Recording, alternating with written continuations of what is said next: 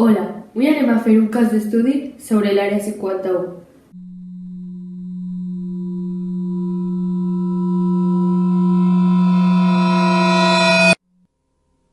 També és coneguda com Groom Lake o Homey Airport. Està situada a Nevada, en Estats Units. En aquest lloc s'estipula que es fan proves secretes sobre naus extraterrestres, entre moltes coses més.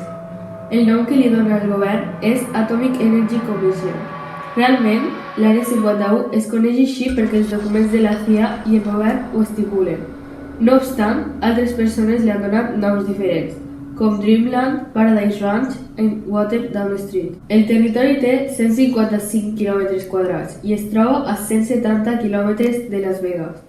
Compta amb 7 pistes diferents d'aterrissatge, de les quals una està tancada, misteriosament, i no se sap per què. Aquesta que està tancada justament és la més gran i és una de les més grans del món, amb més de 7.100 metres. L'Àrea 51 va començar sent un triangle. No obstant això, al llarg dels anys s'ha anat estenent bastant, convertint-se ja en un rectangle. Hi ha moltes hipòtesis sobre les que no solament la part visible forma l'Àrea 51, sinó que té alguna cosa moltíssim més gran de manera subterrània. Aquesta àrea va ser formada al llarg dels anys 40 i 50. Probablement, el govern, al costat d'un grup de persones secretes, va decidir formar-les per diferents experiments militars i especialment estratègics sobre les naus aèries i bombes per a les guerres mundials. Es diu que durant la Segona Guerra Mundial aquí es van fer pràctiques sobre el bombardeig i també després es van fer experiments de la nau O2. Es diu que es va utilitzar aquesta àrea perquè està a diversos quilòmetres i rodejada de muntanyes. Així, és més difícil que els equips d'altres països vegin el que estava experimentant als Estats Units. Per a l'any 1955 va acabar el procés de l'U2. Antes d'aquesta nau estiguera completament acabada, es va fer un experiment amb una altra nau anomenada Oscar. La funció d'aquesta nau era fer processos de reconeixement. Aquesta evolució va acabar sent la que ara es coneix com SR-71 Blackbird. Així comença, tot el secretisme en quant a aquest territori, i per a molts de vosaltres és òbviament l'espai d'experimentació de naus espacials i d'éssers d'altres planetes. Diguem que la primera cosa que òbviament a tot el món li fa sospitar és que aquesta àrea està molt lluny i fora del límit de les persones de la civilització i també del tràfic aeri. És una àrea sumament protegida, resguardada per entitats del govern, on tenen radars, sensors de moviment, no sols sobre terra, sinó també baix terra, per a que les persones que vulguin passar per allí o entren inesperadament no puguen encontrar res i es troben en oficials que van a multar-los per entrar en un espai restringit.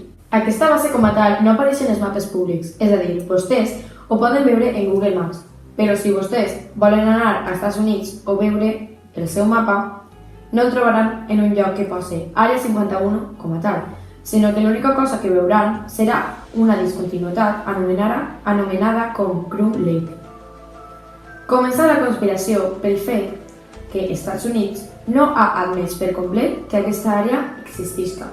Aquesta base compta amb un gran personal de treball darrere d'ella i es pot veure a través de Google Maps com un complex d'habitatges per a les persones que treballen allí, del voltant de 1.000 persones. A més, es diu que les persones que treballen en aquest lloc diàriament es pugen a un avió per a ser traslladats cap allà. Ells van a un aeroport que tenen privat per a empleats i els porten en avió fins a l'Àrea 51. Hola a tots, ens situem a les afores de l'Àrea 51, Nevada, Estats Units. El nostre equip ha vingut ací per averiguar quins són els secrets que guarda l'Àrea 51. De moment no he pogut avistar res estrany. El que sí que hem vist han sigut avions que van de costat a costat d'aquest supost àrea. Ja han vingut 3 cotxes de policia a preguntar-nos què estem fent així. Quins són els secrets que guarda l'Àrea 51? Que venen. Fins al 29 de setembre de 1995, el govern dels Estats Units va admetre com a tal que aquesta àrea existeix. No obstant això, no van explicar què és el que feien allí. Creiem que allí es fan projectes ultrasecrets, dels quals ningú ha de parlar. El que se sol fer en l'Àrea 51 és informació completament secreta i classificada amb les persones que han treballat allí, que signen un contracte que prohibeix per complet parlar sobre el que fan allí. Per tot això van començar les teories conspiratives i les preguntes. Una cosa molt curiosa i molt interessant és que l'any 1994, 5 contractistes civils anònims i 2 viudes de 2 contractistes que havien treballat anteriorment en l'Àrea 51 van demandar a la Força Aèria dels Estats Units i a l'Agència de Protecció Ambiental perquè estaven malalts i perquè els 2 marits d'aquestes 2 viudes havien mort a causa d'alguna cosa que hi havia en aquest lloc. Segons la investigació que es va fer, es va descobrir que aquests homes havien sigut exposats a unes substàncies químiques desconegudes. Alguns experts bioquímics de les universitats van analitzar totes les proves i van descobrir que hi havia grans quantitats de substàncies com dioxina, dibenzofurano i tricloroetileno. Es diu que aquestes persones havien patit de diverses malalties respiratòries i fins i tot lesions cardiovasculars. Aleshores la gent es va començar a preguntar què és el que feien en l'Àrea 51, què són aquestes substàncies químiques estranyes que estaven matant a la gent que treballa allí i que ni tan sols es coneix la seva procedència. Així que comencem a analitzar a fons aquestes teories conspiratives i endevinar la veritat sobre el cas. Per a començar, es dona la teoria que en l'Àrea 51 conté i emmagatzema naus espacials extraterrestres i fins i tot el material recuperat de l'esdeveniment Roswell i també de moltes altres naus extraterrestres. A més, es coneix una dada extremadament sorprenent i que es creu que es fan estudis constantment sobre casos d'altres planetes i extraterrestres i que es basen per a crear i confirmar la medicina que tenim en aquest món i per aconseguir mètodes per a crear noves naus i avions i tota la tecnologia que tenim així. Hi ha un testimoniatge superimportant d'un senyor anomenat Bob Lazar. Aquest senyor va treballar en l'Àrea 51 des de l'any 88 fins al 89. Aquest físic afirma haver treballat en la zona militar S-4. Un home anomenat Dennis li va pujar aquest avió en el seu primer dia de treball i en arribar allí li va fer signar un contracte on Bob prometia que no diria absolutament res i que si ho feia podria complir la condena de 10 anys de càrcel i a més pagar una multa de 10.000 euros i Bob va signar aquest contracte. Ell pensava que anava a treballar amb avions, però va acabar treballant amb naus espacials. I li va començar a fer una mica de por a aquest tema, perquè la seva funció era analitzar aquestes naus per així poder desenvolupar una tecnologia similar amb els materials de la Terra. En una nau en les quals va treballar va descobrir que hi havia un element químic que no existia a la Terra que feia que canviares d'un camp gravitacional a un altre i que levitara les coses i li van quedar 115. Bob va afirmar que es feien reunions amb mestres d'altres planetes per a parlar de coses altament secretes, des de feia 15.000 anys enrere. Afirma que aquests éssers són grisos i pertanyen a un sistema d'estats anomenat Zeta Reticuli. Ell va decidir que no volia fer aquest treball i es va anar d'allí. I va anar aleshores quan van començar a assetjar-lo i amenaçar-li de mort, amb que si deia alguna cosa el matava. I fins i tot conta que alguna vegada estava conduint i un home amb una arma que li estava apuntant va disparar fallada, però ell es va anar corrent. I va ser quan va dir, bé, si em volen fer mal, contaré la veritat. I va fer una entrevista amb una cadena anomenada KNAS. També es parlen de teories conspiratives sobre que es realitzen estudis sobre viatges en el temps i teletransportació, i que per cert Stephen Hawking va dir que això era completament possible. Casualment, quan ocorre algun cas d'avistaments d'ovnis, sempre està així la NASA o les forces militars dels Estats Units, i estranyadament sempre busquen una raó.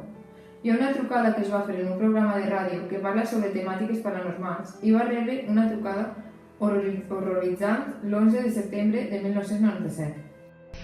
Hello, Art? Yes. Hi. I don't have a whole lot of time. Well, look, let's begin by finding out whether you're using this line properly or not. Area 51. Yeah, that's right. Were you an employee or are you now? A former employee. Former employee. I was let go on a medical discharge about a week ago. They'll triangulate on this position really soon. Okay, what we're thinking of as aliens are they're extra-dimensional beings that an earlier precursor of the space program made contact with. They are not what they claim to be. They have infiltrated a lot of aspects of the military establishment, particularly the Area 51. The disasters that are coming, the military, the government knows about them, and there's a lot of safe areas in dangerous world that they could begin moving the population to now aren't. But they're not doing anything. They are not. They want the major population centers wiped out so that the few that are left will be more easily controllable. Discharge.